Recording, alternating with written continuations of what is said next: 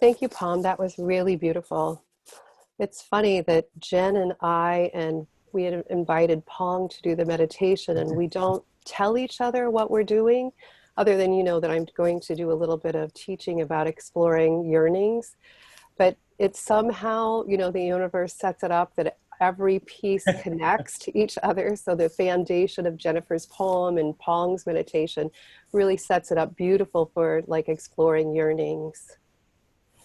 So when I first took my level one years ago, I was really sort of puzzled when the word yearnings came up as like yearnings. That's not really a word that I used in my vocabulary.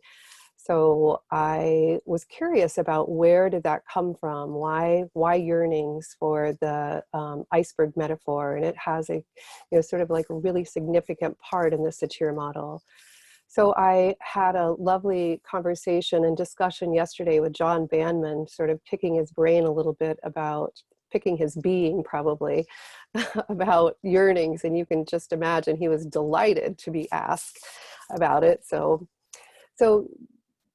Satir had what we call a humanistic approach for the Satir model. When she started developing her model, humanistic approach really is about empathy and self-actualization. That came from Maslow. Maslow was all about the hierarchy of needs, and so Satir took that need into a much higher level, sort of like, and created this sort of what one of the 5 essential elements is positive directional. And so yearnings comes from this positive directional energy, along with a real strong spiritual component and also philosophical component. So the Satir model is a spiritual model. So she moved that into a real positive directional energy. So when we're working with people and with ourselves, we ask, what am I yearning for?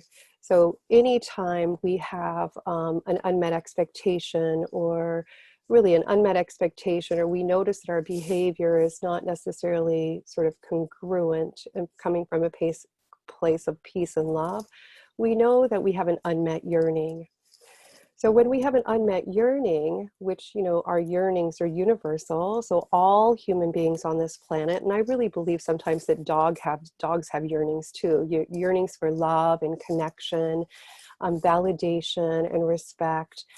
And at this point in, I think globally, there is a real strong sort of focus on love. Like, love is one of the highest energies, one of the highest frequencies. And that's a yearning. And you heard Pong talking about love. So we have to look at, our yearnings, like how do we practice meeting our yearnings? How do you practice meeting your yearnings? And then I want to ask, like, what gets in the way of meeting your yearning? So if you yearn for love, how do you practice getting love met? And how do you practice loving yourself? How do you practice loving others? And then looking at like what gets in the way for you when you are loving yourself or wanting to love yourself? So, what do you think gets in the way? It's like invariably what gets in the way is there's a belief system. There's some sort of belief system that we have, whether it's conscious or unconscious, that we learned and that we adopted, usually from our childhoods, but it can be even later. We learn from growing up that somehow we interpreted or translated a behavior or words or looks that were given to us that perhaps I'm not good enough. So if I'm not good enough, that can prevent me from getting my yearning, meeting my own yearning. And then last week, if you were on the call, Jennifer was talking about and teaching about just reviewing sort of meta goals. So remember, one of the meta goals is becoming more responsible. So when we're working with our clients, and I'm assuming we all apply this to ourselves, we want to help people meet their yearnings, because meeting their yearnings is about increasing self-worth, which is that humanistic approach. And then, so if we experience love for ourselves, like what is the purpose of meeting our yearnings? Why would I want to experience love? What does that, what's the positive directional outcome if I'm meeting my own yearning for love? I love myself. And that is that it allows me to manifest my true self. And when I'm manifesting my true self, I go into this place of oneness. When I go into this place of oneness, I'm connected to the universe, or you could call it God or the source or the divine.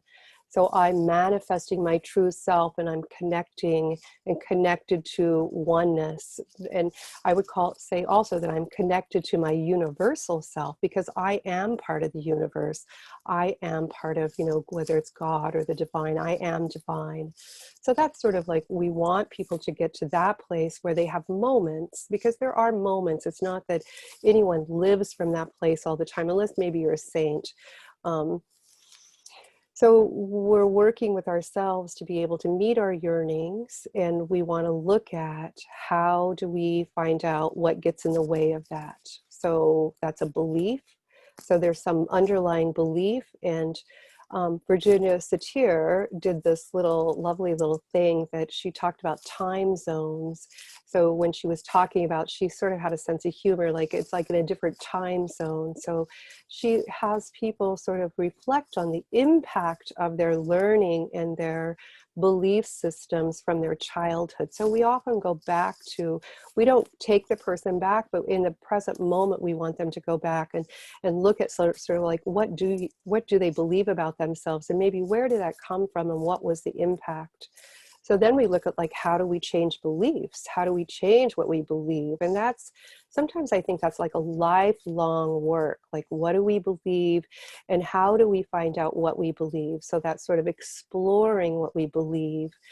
And so when we help people, like, first we have to help people surface, like, what do you believe that gets in the way of you having a yearning met, and becoming more and more responsible for meeting your own yearnings, and becoming more and more responsible for knowing what you believe and being able to make a choice, another medical, becoming a better choice maker about what choices you're making that get in the way of you meeting your yearnings. So when we help people learn how to, and practice, begin to practice more of meeting their own yearnings, there's an increase in self-esteem, there's more self-compassion, and again, that's more another medical. And there's more experience of, like, being able to be congruent. So what's on the inside is like matching on the outside. Instead of the smile on the face, on the inside, I'm like all struggling and upset. So we want people to, well, I want to be more congruent. I want to be more transparent and more authentic. So when my yearnings met, I am manifesting my true self, and that allows me to have connecting to more of the universal self and the creative universal intelligence. So we want to look at, how do you become more responsible for your yearnings, and what is it that you're yearning for now? Because when we're connected at the level of self, so when I'm manifesting my true self, my level of, I have intuition, because intuition is very spiritual. That's one of the spiritual components of the Satir model, is that this intuition comes to me, this information comes to me from my universal self, because I'm connecting from that place within myself. So I would, some of the yearnings that we have, again, connection, acceptance, validation, love, harmony. And in this time of what's going on in the world, we're all being sort of maybe offered these opportunities for new ways of connecting, and maybe looking at new ways of being able to meet our yearnings. And on Maslow's hierarchy of needs, one of the lower levels of his little pyramid is safety. And I think Pong talked about security. That's a real primary yearning that we have, is for safety. So we're looking at, so how do we practice meeting our yearning for safety? And then this connection that we're doing, like in this moment in time, is we're connecting through Zoom from all over the planet. So we're finding new ways of connecting, new ways of meeting our yearnings. And that allows us to come from a really creative place. It comes from a very intentional place. Every one of you decided to be on this call. You made it happen for yourself, and now we get to have this connection with all of you. And the questions that we pose and the reading that Jennifer did and the Pong's meditation, it allows us to have like some intimacy, sort of like sharing more of ourselves with each other, like our true selves, manifesting our true self. So we want these calls to allow us to experience some intimacy, which is a yearning, connection, which is a yearning, some safety, which is a yearning, belonging. We're all belonging to the Satir model sort of way of maybe being in your life. It's not just a model we practice in a therapy session. It is a way of being in your life. So I have some questions for you. Jennifer disappeared. I don't know where Jennifer went, but I don't see her lovely face. Jennifer, are you there? I'm here. Okay, there you are. Okay, so anything you want to add, Jennifer, about what I've said so far? No, my yearnings were disrupted. I got booted out of Zoom for some reason. But what I do want to add, just with all of us together, I'm just reflecting on when we come together in this way, and when there's the sharing of a poem and a meditation where we're all tuning in with each other, we're attuning, and just that sense of resonance and that energy that's going out to the planet from this group here, which also meets the universal yearnings, like within each of us individually, and then there's the whole collective, the bigger picture. And I can feel my life energy just bubbling right now. Yes. So thank you. Yeah, you're welcome. So another question that John and I discussed yesterday was, how do my yearnings translate into an expectation? How is your yearning and translate into an expectation? So an example would be that I want my oldest daughter to love me. And if she doesn't love me, then I feel unloved. So the expectation is she should love me, so my yearning isn't met. So we want to sort of look beyond whatever the behavior is, or, when we have a behavior that's not, when our yearning is not being met, we usually have some sort of a reaction, or we may feel hurt or disappointed or angry or scared or sad. We always want to look at what is it I'm really yearning for, and what's getting in the way of me meeting that yearning for myself.